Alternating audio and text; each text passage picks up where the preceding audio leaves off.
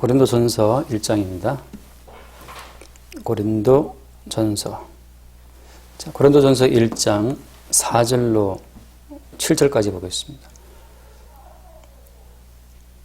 1장 4절. 그리스도 예수 안에서 너희에게 주신 하나님의 은혜로 말미암아 내가 너희를 위하여 항상 하나님께 감사하노니 이는 너희가 그 안에서 모든 일 곧 모든 언변과 모든 지식의 풍족함으로 그리스도의 증거가 너희 중에 견고하게 되어 너희가 모든 은사에 부족함이 없이 우리 주 예수 그리스도의 나타나심을 기다림이라. 아멘. 까지 보겠습니다. 고린도 교회를 향한 사도 바울의 서신 형식으로 된 성경이죠. 두 번째 시간입니다.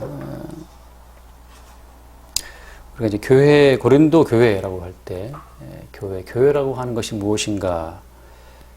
교회라고 하는 어떤 집단은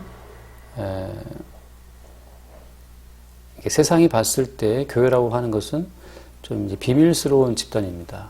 그러니까 교회라고 하는 어떤 집단이 그 신비스러움을 상실하는 순간 교회는 이제 교회가 아니고 세상에 존재하는 수없이 많은 어떤 뭐 동호회 하나로 여김받게 되는 거죠. 뭐 대통령과 어떤 기독교인들 만났을 때 어떤 목사님 하신 말씀 있잖아요. 교회를 뭐 자영업자 취급하지 말아달라 이렇게 부탁했다 그러는데 그거는 이제 뭐 권력자한테 교회가 우리 교회는 좀 특수한 집단이니까 뭐 자영업자나 그런 사업장처럼 그렇게 보지 말아달라고 이게 말한다고 되는 게 아니에요.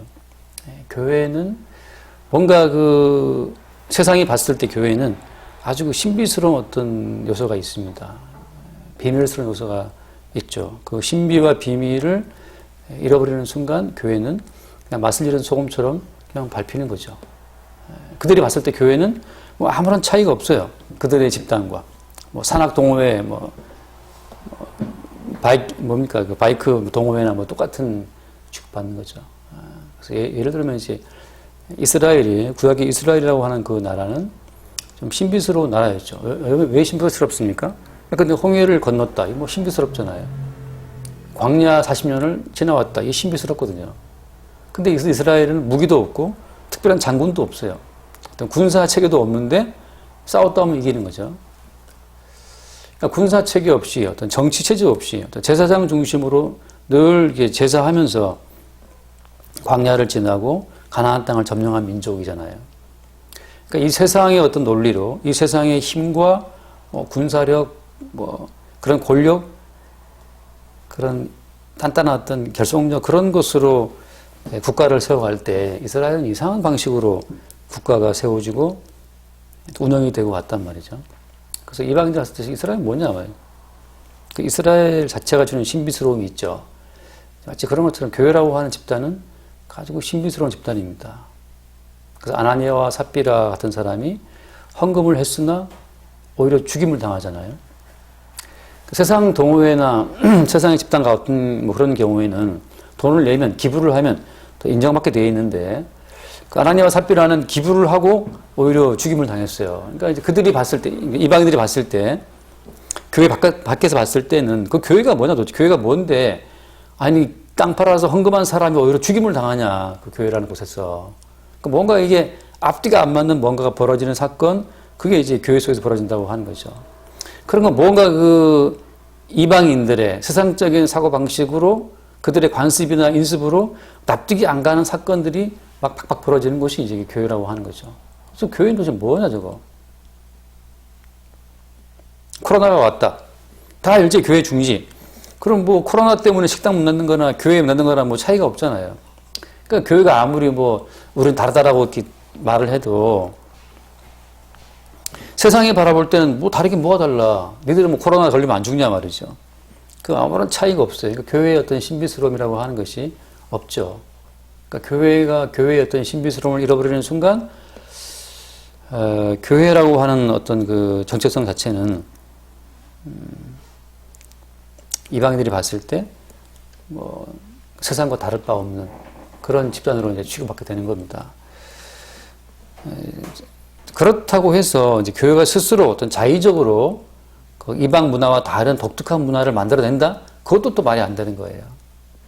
왜냐하면 교회의 머리는 예수님이기 때문에 그 교회의 머리 대신 예수님으로 말미암아서 그 뭔가 교회의 일이 벌어지고 그 교회의 주권자이신 그 예수로 말미암아서 교회에 벌어지는 그 일이 밖에서 봤을 때 신비롭고 내부에 갔을 때는 신비로운 거죠.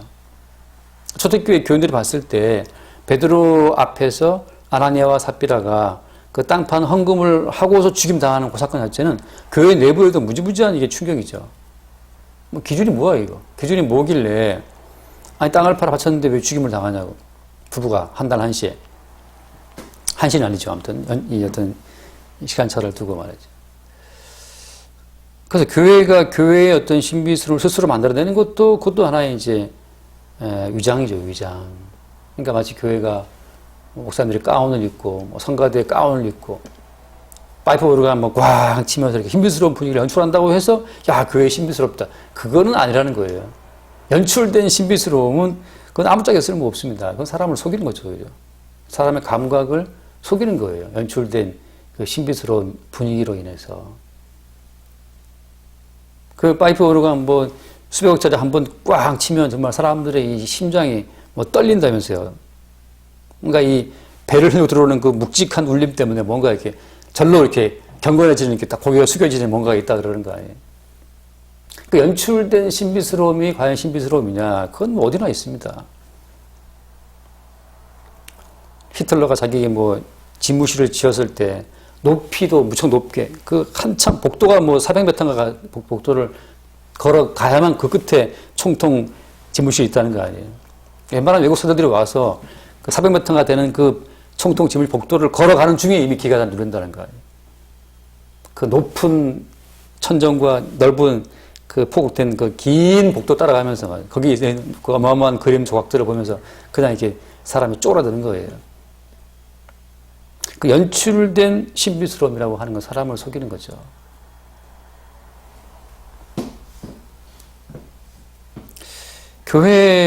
교회는 신비스럽다라고 할 때 그 교회의 신비 또 그 교회의 어떤 그 비밀이라고 하는 것은 오늘 차절 말씀도 나오고 차절 말씀에 그리스도 예수 안에서라고 하는 이 말 속에 다 들어 있습니다. 그리스도 예수 안에서 주 예수 그리스도로부터 주 예수 그리스도 안에서 너희에게 주신 하나님의 은혜로 말미암아 그리스도 예수 안에서 어때요? 하나님의 은혜가 주어진다고 하는 거죠. 하나님의 은혜라고 하는 것은 세상이 줄 수 없는 겁니다. 세상에서 줄 수 없는 그 어떤 독특한 은혜가 하나님의 은혜인데 그 세상에서 맛볼 수 없고 줄 수 없는 독특한 은혜가 어디 안에 있다? 그리스도 예수 안에 있다고 하는 거죠. 하나님의 은혜를 말할 때 바울이 뭐라고 표현합니까? 그 2장 말씀. 고린도서 2장 말씀 보면 그 2장 9절 말씀 봐요.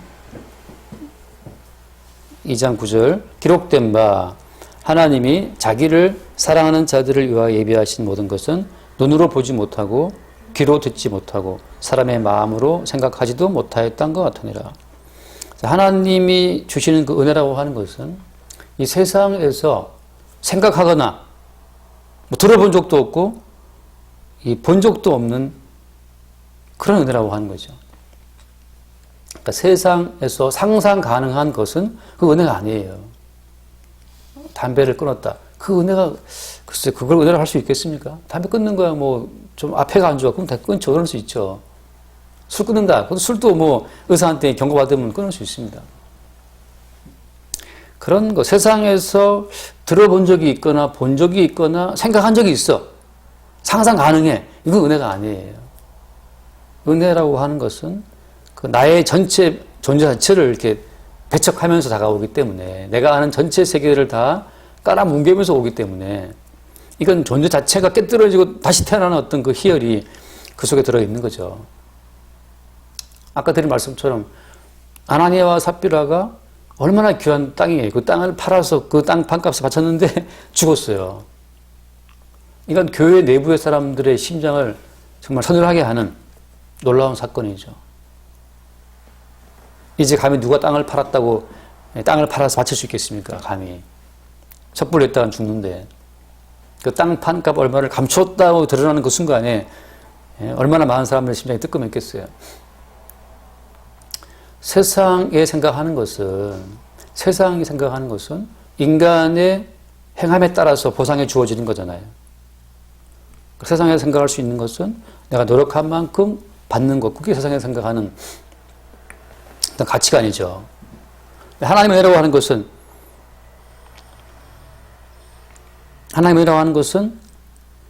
그 인간의 모든 행함의 가치를 다 깡그리 뭉개면서 오기 때문에, 그래서 이게 참 생각하지 못하는 은혜라고 하는 거죠. 예를 들어서 마태복음 20장 말씀이 나오듯이, 20장이니까 거기 보면 천국에 대한 비유를 하잖아요. 천국은 어떻다고 했습니까? 마태복음 20장 거기 잠깐 보면, 천국은 마치 품꾼을 얻어 포도원에 들여보내려고 이른 아침에 나간 집주인과 같다, 이런 표현을 합니다. 천국을 말할 때 천국은 몇 평이냐 뭐 이런 거 있지 않습니까? 천국 몇 평. 천국이라고 하는 것은 뭐 어디에 있냐, 공간적으로. 천국은 거기 뭐 구성 요소가 거기에 얼마나 많은 보물이 있느냐, 그런 어떤 물질적 공간적으로 천국을 말하는 것이 아니고, 뭐라고 하는 거예요? 천국이라고 하는 것은 집 주인과 같다, 이렇게 말씀하세요. 우리가 아는 천국의 개념이라고 하는 어떤 장소적인 개념이 아니라는 거죠. 천국이 언제 오느냐, 그 시간적 개념도 아니에요. 천국이라고 하는 것은 언제 오느냐, 뭐 언제까지 뭐 기다려야 되냐, 그런 시간적 개념도 아니고, 어디에 있느냐, 그런 공간도 아니고, 천국이라고 하는 것은 집주인과 같다. 이게 뭔 말입니까? 천국은 집주인과 같다라고 말할 때, 이 집주인 대신 예수 그리스도, 그 예수 그리스도 속에 사실은 모든 시간의 의미, 공간의 의미가 다 거기 녹아 들어가 있는 거예요. 시간의 출처는 주님입니다. 공간의 출처도 주님이고, 예, 그 주님께서 말씀으로 만물을 창조하실 때, 그때 공간이 나왔고, 주님께서 해와 달과 별들을 만드실 때, 혹은 첫날에 빛을 만들어서 저녁이 되고 아침이 되고 말씀하실 때, 그때 시간이 나온 거죠. 그럼 우리가 아는 모든 시간, 공간이라고 하는 것은 그거 따라가 보면 출처가 우리 주님이에요. 근데 우리는 자꾸 주님이 만들어내신 결과물 속에서만 허덕거리고 있는 겁니다. 천국이 어디 있는지 저기 있느냐. 천국은 집주인과 같다. 근데 이분이 뭔 어떤 비유의 결론은 뭡니까? 포도원 품꾼을 구했는데 3시에 나가고 6시에 나가고 9시에 나가고 품꾼을 구해서 들어와서 일하라 했지 않습니까? 3시 아침 9시인데 9시에 나간 사람을 구해서, 일꾼 구해서 일을 해라. 일단 주겠다. 그 다음에 또 6시에 나가봤더니 12시잖아요. 또 사람 놀기 있어요. 또 불렀죠. 또 일을 하라. 3시에, 6시에, 9시, 9시면 오후 3시인데 또 역시 사람들이 또 있는 거예요. 이 자리를 못 구한 사람들이. 또 주인이 또 말을 하죠. 내 포도원 동창 지어주면 돈 주겠다. 그래서 또 불러드립니다. 그 다음에 11시에, 오후 5시인데 이제 곧 해가 넘어가 생겼는데 또 사람이 또 있어요. 노는 사람들. 또 불렀지 않습니까? 다시 온 사람은 들어오자마자 뭐 삽 들고 뭐 갱이 들고 뭐 여장 들고 일을 좀 하려고 폼 잡는 순간, 자, 오늘 이제 심하에 끝났어요. 다 불러 모아서 이제 일당을 주는 겁니다. 일당을 줄 때 주인이 어떻게 일당을 줘요? 11시에 온 사람, 그러니까 오후 5시에 온 사람부터 불러가지고서 한 데나리온을 줬단 말이죠. 그러니까 아침 9시에 온 사람 입장에서는, 오후 5시에 왔는데 1시간이라고 지금 한 데나리온, 우리로 지금 10만 원 받네? 그러니까 어떻게 9시에 온 사람은 기대가 컸겠죠. 1시간이라고 10만 원 받으니까 나는 몇 시간 일했어요, 지금? 9시부터 지금 6시까지? 9시간 일하는 거, 9시간을. 90만 원 받겠다, 막 듣들 있었죠. 똑같이 10만 원 준 거예요. 그래서 처음은 9시 온 사람이 분노 폭발하죠. 왜? 나는 9시도 와서 뜨거운 햇볕을 무릅쓰고 이 땀을 흘려가면서 일했는데 9시간 일한 나하고 1시간 일한 쟤하고 차이가 없냐 라고 따지잖아요. 사람의 마음으로 생각지 못했다라고 하는 게 이런 거죠. 이 땅의 모든 사람들은 내가 노력한 것만큼 받는 것이 그게 정당하다고 생각하고 다 그렇게 살아가잖아요. 근데 1시간 일한 놈하고 10시간 일한 놈하고 차이가 똑같이 주는 이런 법칙이라고 하는 것은 이 땅 가운데 뭐 없습니다. 최저임금 다 지금 시행하고 있지만, 주님 말씀하시죠. 네 것이나 가지고 가라. 약속한 거, 너와 약속한 것을 원래 한 데나리온이었으니까. 이 땅에서 통용되는 그런 가치관 자체가 천국에서는 이게 안 통해요. 그런데 오늘날 교회는 유독히 세상적 가치관을 자꾸 수입해 들여와서 이게 세상인지 교회인지 알 수가 없는 동일한 가치관으로 움직이니까. 그러니까 교회에도 뭔가 바친 사람에게 더 많은 영광을, 뭔가 좀 헌금을 많이 낸 사람에게 더 많은 영광을, 봉사 많이 한 사람에게 더 많은 칭찬을 이러고 앉아있단 말이죠. 그러면 세상과 교회의 차이가 아무것도 없고 교회의 신비스러움은 아무것도 없는 거예요. 교회의 신비스러움을 하는 것은. 모두를 불러서 은혜를 주시는 하나님의 그분 중심적인 어떤 그분의 행하심이라고 하는 것은 교회에서 드러나지가 않는 거죠. 교회에는 우리 주님께서 일하시는 언약의 법칙만 드러나는 곳이 교회잖아요. 근데 뭐 교회든 세상이든 아무런 차이가 없어. 똑같이 일한 자, 더 많이 헌금된 자한테 장로님 주고, 더 많이 봉사한 자에게 더 많은 영광을 돌려주고, 아무 차이가 없죠. 하나님의 은혜라고 하는 것은 그래서 세상에서 알 수도 없는 은혜인데, 그 은혜가 어디에 들어있다? 그 은혜가 그리스도 예수 안에서라고 하잖아요. 그리스도 예수 안에서 너에게 주신 하나님의 은혜로 말미암아라고 하는데, 그 은혜라고 하는 것이 그리스도 예수 안에 있다. 다시 말하면 교회의 신비스러움, 교회의 권능이라고 하는 것은 그리스도 예수 안에 있다고 하는 거죠.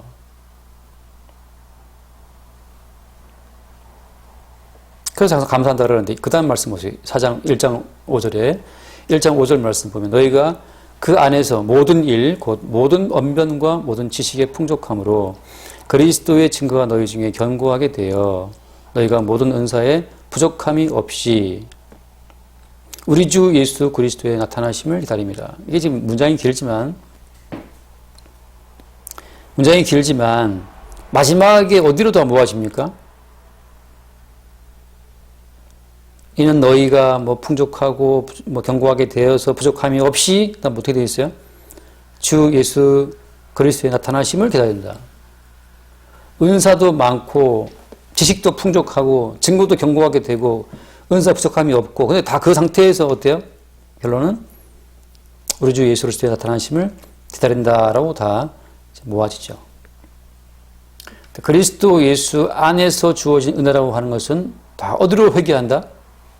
다시 그리스도 예수를 기다리는 것으로 다 회귀한다고 하는 거죠. 그러니까 그 사람이 받은 은혜가 진짜 은혜인지 어떻게 알 수 있느냐. 근데 은혜 받았다라 말하는 분들 많잖아요. 그 은혜를 받았다는 분들이 많은데 그 은혜 받던 분들의 그 마지막 그 은혜가 진짜 은혜인지 아닌지 어떻게 알 수 있냐 하면 그 은혜라고 하는 것이 그리스도 예수를 기다리는 것으로 다시 회개되지 않으면 그건 은혜가 아닌 거죠. 뭐 거꾸로 거슬러 강을 거슬러 올라가는 연어들의 힘찬 뭐 그 노래 있지 않습니까? 강산에 가끔 여기 낙산공원 올라가면 항상 스피커에서 나온 노래가 나온 노래가 그 강산에 그 거꾸로 강을 거슬러 올라가는 연어들의 힘찬 뭐 걸어 갔다가 그 노래 계속 나와요. 딱지 않게 생겼어. 그 관리하는 분들이 그 노래 말고 모르나 봐. 그래서 그 노래만 들어요. 연어들은 희한하게 돌아오잖아요. 자기가 태어난 곳으로 돌아오죠. 아이를 낳기 위해서. 그 연어들의 회귀 본능이 참 신비하다 그러는데 그 연어가 부화해서 새끼가 되어서 강을 내려가서 바다로 가서 알래스카까지 갔다가 알래스카까지 뭐 비행 돌아서 뭐 베링해까지 갔다가 다시 돌아온대요. 다시 기막히게 강릉 남대천 돌아온다는 거예요. 어떻게 강릉 남대천 그 조그만 그 하천에서 태어난 연어 새끼가 알래스카를 거쳐서 뭐 베링 해협을 거쳐갖고 이게 다시 또 이게 다시 돌아오느냐 말이죠. 이게 참 신기하다 그러는데 그리스도 예수 안에서 은혜 받은 사람들은 반드시 다시 그리스도 예수를 사모하는 쪽으로 돌아온다고 하는 게 특징이에요. 그러니까 은혜 받았다는 사람이 은혜 받은 것으로 돌아가는 그 꼬라지가 자기에 돌아온다 할 것 같으면 자기의 영광, 뭐 자기의 어떤 자유로움, 자기의 부귀영화 다 엉터리죠. 제가 목요일날 공부할 때인가 목요일날인가 공부할 때 실상 공부할 때 말하는 적이 있잖아요. 정확히 복음을 아는 것 같고 구원론에 입각해서 봤을 때 정확히 구원받은 것 같은 그 분이 있었는데 제가 들어도 정말 구원론만 따지고 보면 참 합당한 구원론을 말하고 있는 분인데 그 마지막이 좀 이상했어요. 이상했어. 그래서 왜 이렇게 이상하냐. 그럼 예수 그리스도를 믿어서 모든 죄사함 받고 구원되었다라 하면 그 구원받음의 결과가 내게로 돌아오게 되면 그 엉터리가 되는 겁니다. 내 자유, 나의 편안함, 나의 어떤 안일함, 내 영광으로 돌아오게 되면 그 은혜는 은혜가 아닌 거예요. 그럼 뭐가 그러냐? 끝없이 예수 그리스도의 나타나심을 바라보게 되는, 끝없이 예수 그리스도를 사모하게 되는 그 뭔가 모른 그 한 발짝 다가가면 두 발짝 멀어가는 그런 간격이 있지 않습니까? 예수님을 향한 계속적인 그 뭔가 사모함이 나타나서 계속 그분을 따라가게 되는, 따라가면 또 두 사람 멀어져 또. 그렇지만 그분을 따라가지 않을 수 없어. 또 따라가게 돼. 크게 말하자면 그리스도 예수 안에 있는 은혜를 받은 자의 모습이라고 하는 거죠. 이 남녀가 사귈 때 그렇잖아요. 남녀가 사귈 때 여자 입장에서는 무슨 모르겠어요. 남자 입장은 모르겠지만 서로가 마찬가지잖아요. 서로가 서로에게 질리면 끝이에요. 질리면 계속 뭔가 이게 새로운 면이 있어야 돼. 계속 뭔가 신비로운 면이 있어야 돼. 계속 뭔가 좀 알다가도 모르는 면이 있어야만 계속 거기에 꽂히게 되거든요. 계속 어떤 그 갈증이 마저 2% 부족해. 항상 뭔가 채워줬는데 항상 또 잠시 후에 또 2% 또 이 생겨요. 부족함이 또 찾게 되고 그 신비스러움이 있어야 된다는, 그래야 계속 관계가 이어지죠. 뭐 김수미의 아줌마 말한 것처럼 여자가 막 줄랑말랑 해야지 남자가 따라온다 그런 말, 아주 그 29세의 그런 이야기인데, 아무튼 여자가 줄랑말랑 할 때 남자가 따라온다는 뭐 그런 아주 원색적인 비유처럼 말이죠. 이게 뭔가 이게 신비스러움이 있어야, 마찬가지죠. 남자도 마찬가지죠. 계속 여자로부터 뭔가 존경받을 만한 뭔가 이 남자 이런 분이 있구나. 그런 분이 있어야, 뭐 김종민 가수 겸 연예인이라 그래야 되나? 김종민의 이상형이라 그래야 되나? 어떤 여자랑 결혼할까 물어봤을 때 한 말이 자기를 안 무시하는 여자. 그 말이 무슨 말이에요? 계속 뭔가 존경할 구석이 있어야 한다는 거죠. 여자 입장에서 남자가 어떤 신비스러움이 사라지는 순간 그 남자를 밟게 됩니다. 계속 남자한테 뭔가 존경스러운 구석이 이렇게 생겨나야만 계속 관계가 잘 갈 수 있는 거죠. 은혜는 뭐냐? 은혜라고 하는 것은, 그리스도 예수 안에 있는 하나님의 은혜라는 것은 뭐냐? 계속해서 그리스도 예수를 향한 갈망이 계속해서 생겨나는 거예요. 내게로 모든 영광과 안일함과 칭찬과 영광을, 존귀함을 내게로 끌어올 만한 여지가 없어요. 계속해서 주를 바라보게 되는 그 바라봄 속에 계속해서 우리로 하여금 달려가게 만드는 것이 그게 은혜라고 하는 거죠. 나 이제 구원되었어. 내가 이제 나는 뭘 해도 나는 상관없어. 나는 예수님께서 나의 모든 과거, 현재, 미래를 잘 용서했기 때문에 나는 뭐라도 상관없어. 하고 이제 자기 자신의 그 죄악된 모습을 합리화하는 것으로 돌아오는 게 아니고, 자기 자신의 합리화로 모든 구원받은 은총이 돌아오는 것이 아니고, 다시 나에게 은혜 주신 그분이 어떤 분인가 하고 내게 은혜 주신 그분을 다시 바라보게 되는 그 갈망이 생길 때, 그 사모함이 생길 때, 그분을 향한 사랑이 또 생겨날 때 2%. 그게 제대로 받은 은혜라고 하는 거죠. 끝없이 그분을 사모하게 되고, 예수로서의 은총을 기뻐하게 되고, 말씀을 들어도 또다시 좀 새로운 면이 이렇게 튀어나오게 되고 말이에요.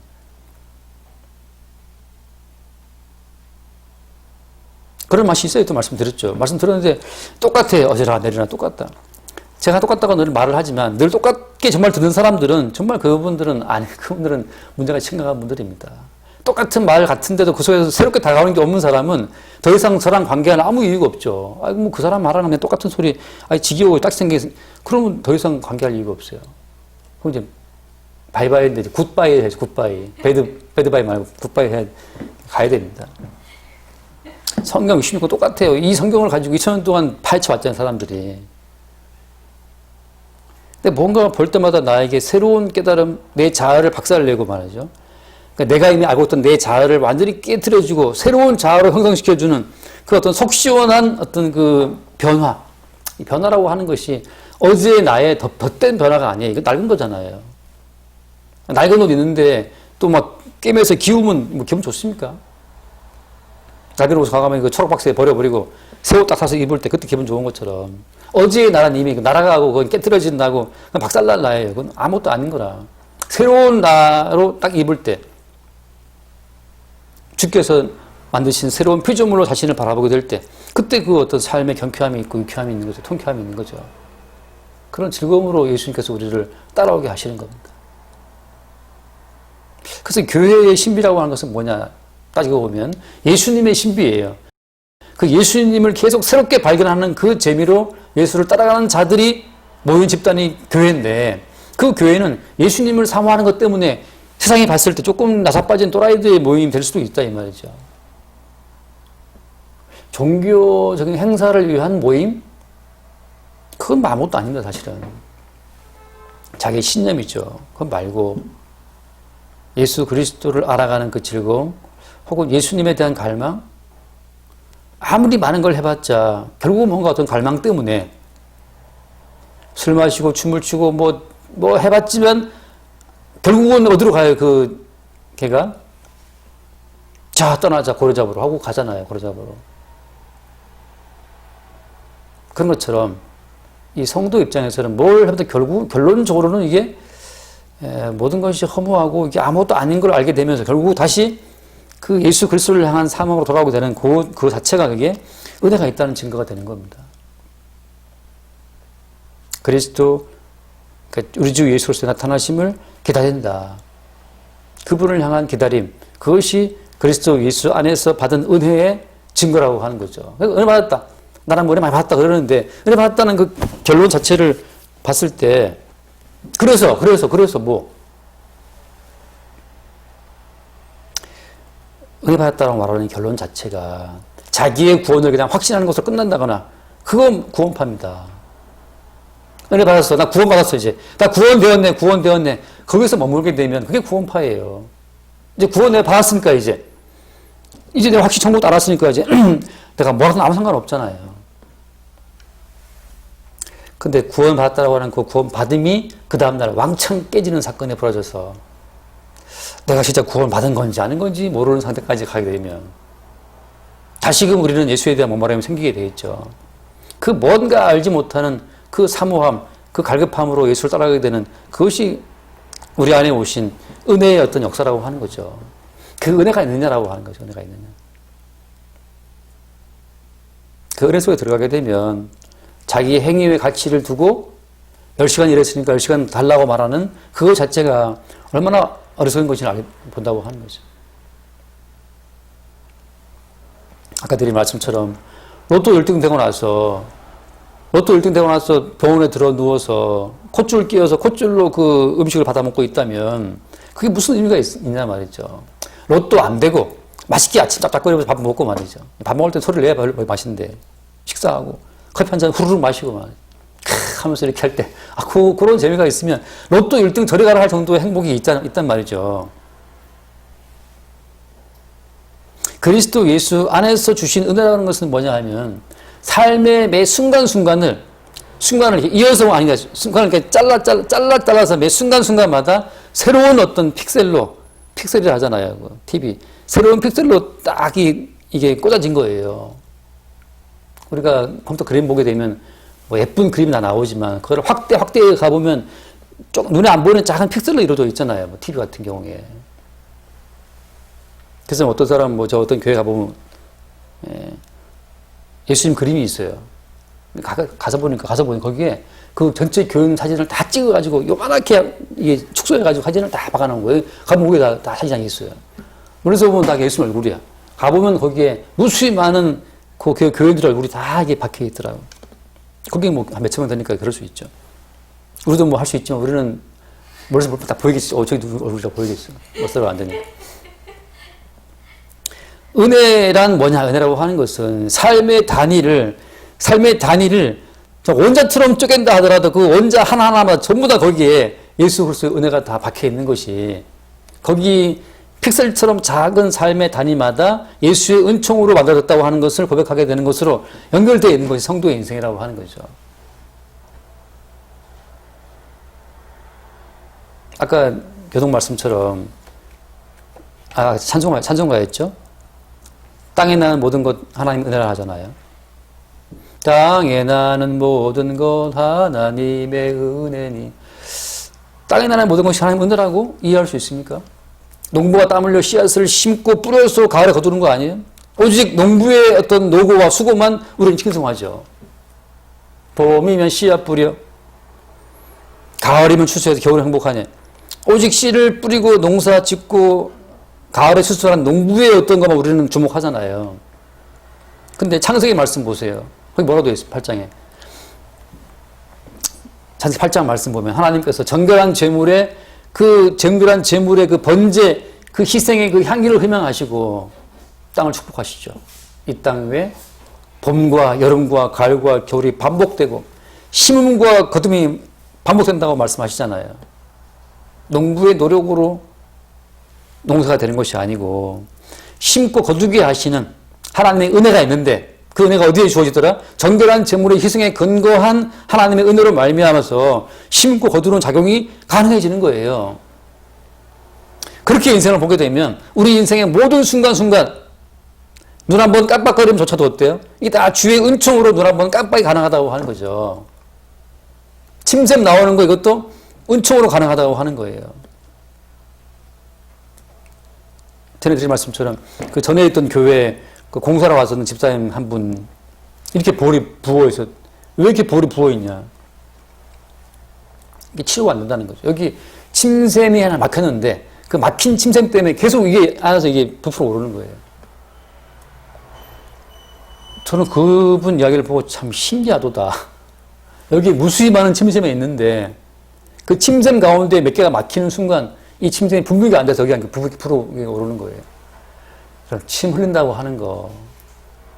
잘 때 베개에 침 흘려도 뭐라 할 게 없는 게 이게 복이에요. 복.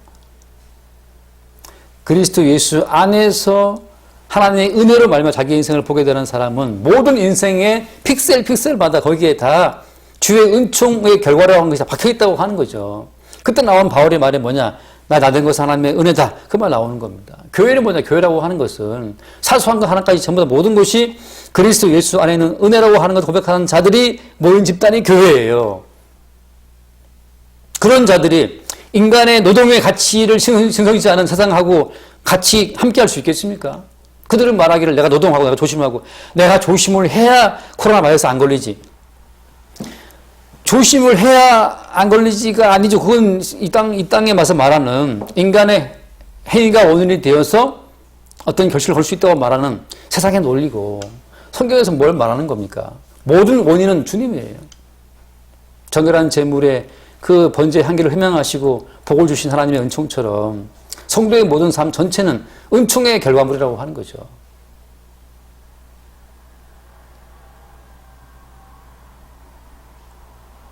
그래서 교회의 신비됨, 교회의 능력, 어떤 교회의 비밀, 그거 뭐예요? 이 땅에 알 수 없는, 생각하지도 못했던 그런 것들이죠. 그래서 그것이 은혜인지 아닌지 어떻게 알 수 있느냐. 끝없이 뭔가 내 삶의 결과를 주의 노가다죠, 주의 노가다. 십자가에 못 박혀 피 흘려 죽고 수치당하고 멸치당했던 그 주님의 그 노가다로 인해서 주어진 결과가 내 삶이라는 사실을 보게 되는 사람 입장에서는 모든 순간순간마다 뭘 보게 되는 겁니까? 아, 이것도 주의 은총의 결실이었구나. 이것도 주의 노가다의 결과였다. 그걸 보게 되는 거죠. 그 사람에게는 모든 것이 은총과 동시에 모든 것 속에서 그리스도 예수의 희생을 보게 되기 때문에 항상 그분 입장에서는 예수의 나타나심을 사모하게 되는 그분을 향한 사모함과 존경심이 계속 나타나게 되겠죠. 어느 날 남편을 매일 무시하던 여자가 있었는데 어느 날 형광등이 나갔다는 거 아니에요. 남편은 형광등을 딱 갈아 끼워주는 그 순간 남편의 존경심이 확 생기더라는 거죠. 그래서 참 존경심 참 쉽다.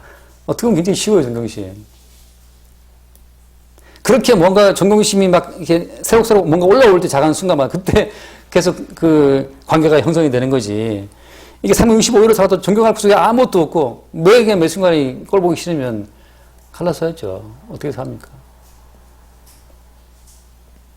사람이 똑같잖아요. 반복해서 살고 똑같은데 남자가 여자를 바라볼 때 그 뭔가 신비스러움이 있어야. 나폴레옹도 이혼녀였습니까? 그 조세핀이라는 나이도 훨씬 많은 여자인데 나폴레옹이 그 황제인데 그 왜 그렇게 나이도 많고 예쁘지도 않은 그 이혼녀한테 빠져가지고 막 그렇게 목을 맺는지 힘들어 사람은 신비해 하잖아요. 전쟁터에 나가서 계속 편지 쓰고 말이죠. 전쟁을 가끔 실수한 적도 있는데 그게 뭐냐면 그 조세핀 생각하느라고 그랬다는 거 아니에요. 그 그거 보고 싶어가지고 막 편지 쓰고 빨리 안 온다고 조합 치다가 그 뭔가 이렇게 남자를 홀리는 뭐 있었겠죠. 우리는 알지 못하는. 뭐 노관심, 관심 없어요. 근데 아무튼 문제는 뭐냐. 예수의 은혜를 받은 자인가? 그게 참된 은혜인가?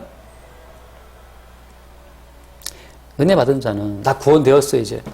자기에게로 모든 것이 다 회개되는 자가 아니고, 내 구원 아무 문제 안 돼요. 내가 받은 문제 아무 신경 안 써. 그 문제가 안 되고 지금 자꾸 그분을 사모하게 되고 그분을 찾게 되는 그것이 은혜의 증거라니까요.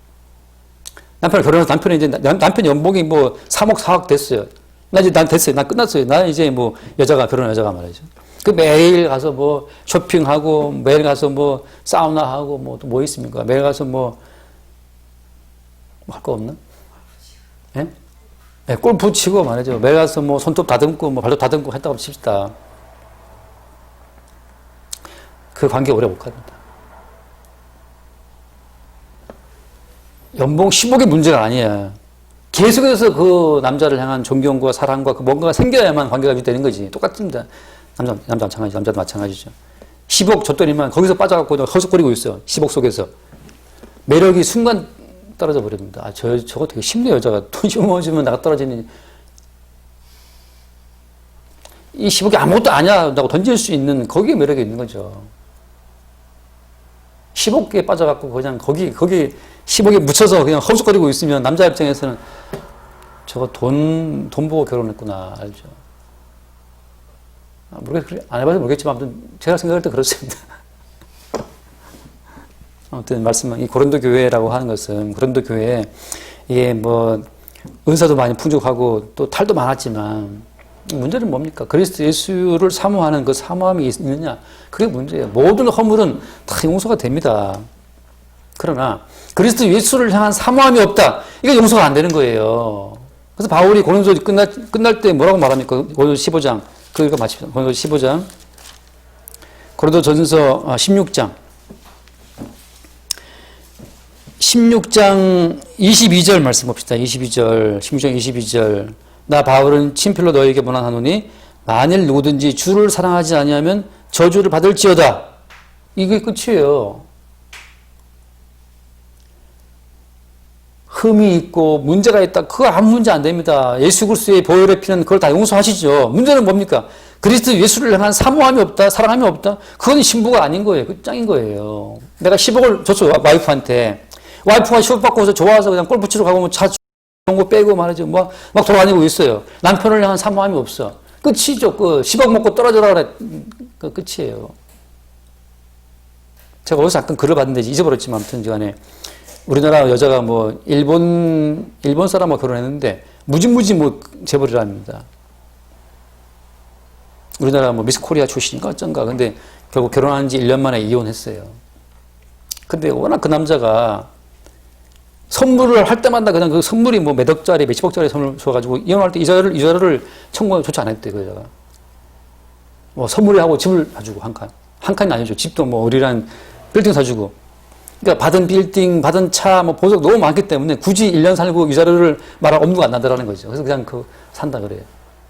이름이 아무튼 뭐 시간 잠깐 봤어요. 사랑 없으면 이 많은 은사 받고 이 많은 풍족한 지식 받고 이 많은 이 구제 은총 받고 병고침 받고 부자 되는 거 로또 1등 받고 뭐 다 받았는데 주를 향한 은혜와 사망 없이는 그것으로 끝이에요.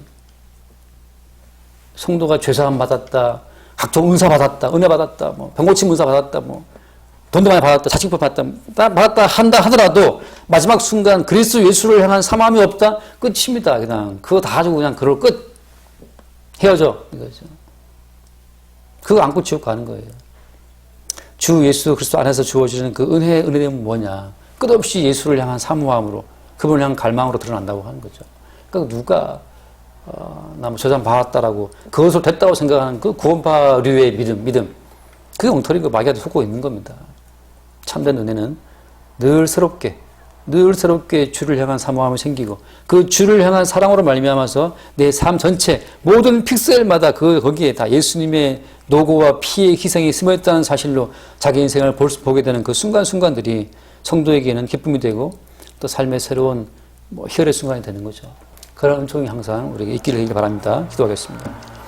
존귀하신 주님, 고린도 교회의 그 교회됨이라고 하는 것이 그리스도 예수 안에서 받은 은혜에 있다는 것을 보게 된과 동시에 그 은혜의 참됨과 진실함이라고 하는 것은 그리스도 예수의 나타나심을 사모하는, 기다리는 그 사랑에 있음을 다시금 생각할 수 있도록 우리를 인도하시니 감사합니다. 주여, 우리의 일생이 주어진 것에 만족하는 인생이 아니라 늘 그리스도 예수에 목말라하고 목마른 사심이 시냇물을 찾게 할 것만 같이 주를 향한 사랑과 그 사모함으로 우리의 중심이 이끌릴 수 있도록 축복하여 주옵소서. 우리 주 예수 이름으로 기도드립니다. 아멘.